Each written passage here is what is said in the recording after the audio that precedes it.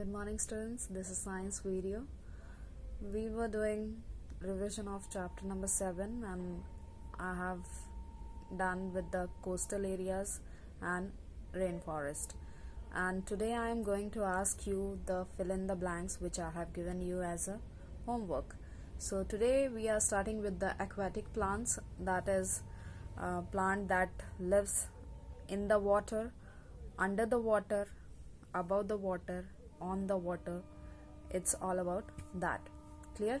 So I'm going to explain these topics which is coming under the aquatic plants, that are fixed plants and floating plants, underwater plants. Clear? So today we are starting with the fixed plant and floating plants. These two topics we are going to conclude in today's video, and you have to just read these two topics, and if you have any doubt in this topic you can ask me in the WhatsApp. Clear? But you have to read these topics. After seeing this video you will read the topic and ask me the questions. Is it clear? Otherwise, if you don't have any doubt, just tell me in the WhatsApp and I will ask from you. Is it clear? Don't sit silently. You people are not answering the questions or answering my instructions which I am giving you in the WhatsApp. Why? I don't know. But I need the response from your side, whether you have seen the video, whether you have any doubt in this video, whether you have didn't understood any topic. I need to have that response. If you are sitting silently, how do I know what you have problems in science topics? Is it clear?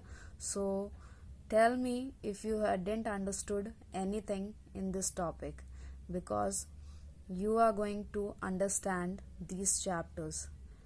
My work is to explain it, but you have to absorb all these explanations. Is it clear? So let's begin with the aquatic plants. So this is aquatic plants on page number 58, and we have understood about the two types of plant. One is terrestrial, another one is aquatic. So in terrestrial plants, those plants which grow on land, they are known as terrestrial plants, and aquatic plants are those plants which grow in the water, that they are known as aquatic plants. So in aquatic plants there are three types of plants. The one is floating, another one is fixed, and last one is underwater plants. Clear? So today I am going to explain these two topics. So you have to understand this topic and read the topic and ask the question if you have any doubt in these terms. Clear? So first one is floating plants. So some aquatic plants float freely in water. They are known as floating plants. जो भी freely तैरते हैं पानी के ऊपर, उनको बोल दिया जाता है फ्लोटिंग प्लांट. वो पानी के फ्लो के हिसाब से एक जगह से दूसरी जगह मूव करते हैं. Clear? They are either spongy और लाइट इन वेट. स्पॉन्जी होते हैं या फिर लाइट होते हैं. ठीक है? स्पॉन्जी क्या होते हैं? जो अगर आप स्क्वीज करेंगे, दबाएंगे, तो वो पिचक जाते हैं और फिर उनको छोड़ेंगे तो वो अपनी जगह पे फिर से आ जाते हैं. क्लियर?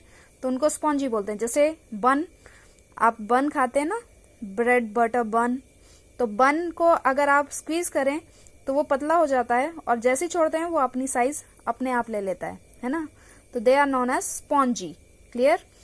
और लाइट इन वेट, बिल्कुल हल्के होते हैं, इसीलिए वो पानी में बिल्कुल तैरते हैं.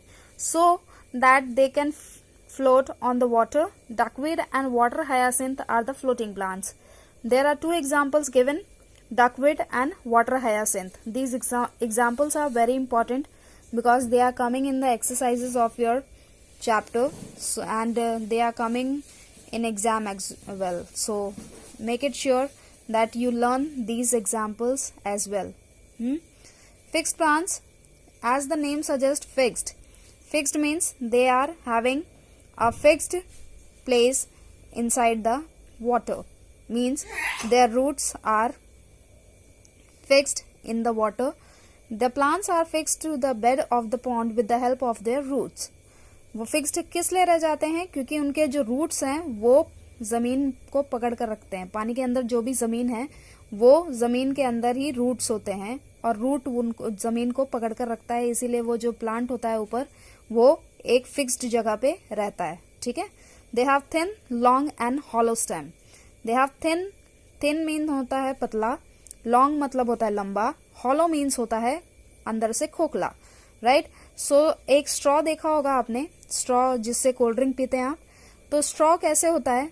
पतला होता है, लंबा होता है, लेकिन अंदर से खाली होता है। क्लियर। सो हॉलो मीन्स क्या होता है? अंदर से खाली, हॉलो। क्लियर। तो उनके जो स्टेम होते हैं, इनके जो, अगर लोटस की बात करें तो लोटस ऊपर जो आपको दिखता है वो फ्लावर दिखता है, ठीक है, लोटस का फ्लावर दिखता है। और लेकिन उसके नीचे अगर अंडर वाटर देखें अगर उसको, तो अंडर वाटर उसका स्टेम जाता है और वो स्टेम क्या होता है?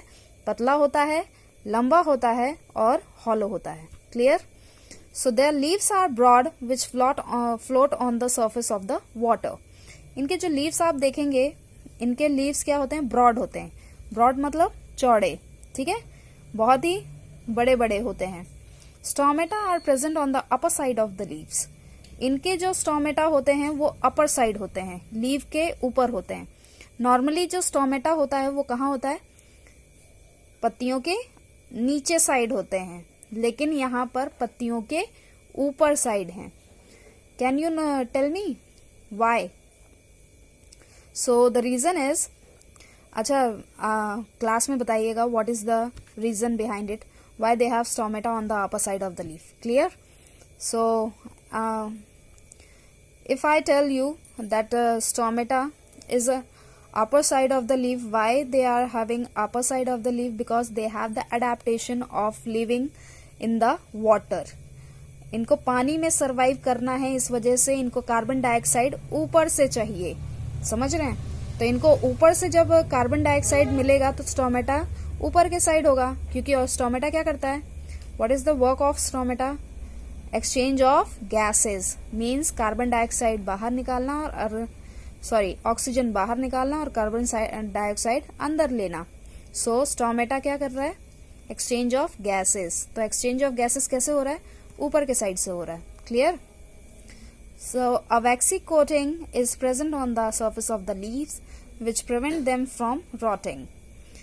अब कोई भी पानी में अगर सामान रखते हैं हम, ठीक है, तो 3 दिन बाद देखेंगे, 3-4 दिन बाद देखेंगे वो सड़ने शुरू कर देता है। वो क्या करना शुरू कर देता है? सड़ना शुरू कर देता है। प्लास्टिक को छोड़कर, है ना, जो चीजें सॉल्युबल हैं पानी के अंदर, उनको अगर हम डालें तो या तो वो घुल जाती हैं या तो वो सड़ जाती हैं। तो पानी के अंदर अगर प्लांट्स को रखते हैं तो वो नॉर्मली वो भी सड़ जाते हैं, है ना। लेकिन ये जो प्लांट हैं ये कैसे सरवाइव करते हैं पानी के अंदर? They have the adaptation of having waxy coating on their surface of leaves, on their stem, on the flower. तभी आप देखते होंगे पानी की कुछ अगर बूंदें इनके ऊपर पड़ती हैं तो वो ड्रॉपलेट्स की तरह पड़ती हैं।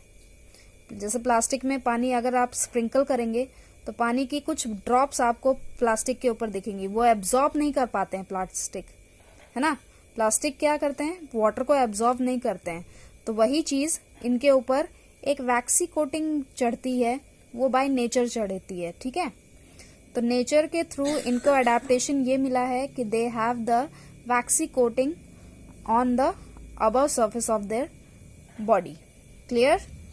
तो वैक्सी कोटिंग क्या होती है? कैंडल की तरह होता है। कैंडल जानते हैं ना, कैंडल को अगर पानी में डुबा दें तो वो घुलता नहीं है। उसको पानी के से बाहर निकालिए और टिश्यू पेपर से साफ करिए और जला दीजिए तो वापस से वो जल जाता है। दैट्स वाई वही चीज वैक्सी कोटिंग इनके ऊपर भी चढ़ी होती है, इसीलिए ये लोग पानी के अंदर भी नहीं सड़ते हैं। Clear. So lotus and water lily are the fixed plant. इनमें आपको एग्जाम्पल क्या मिले? Lotus and water lily. Clear. So these are the 2 topics which you have to understand in today's science and you have to ask if you have any doubt regarding these 2 topics. Clear? Thank you so much.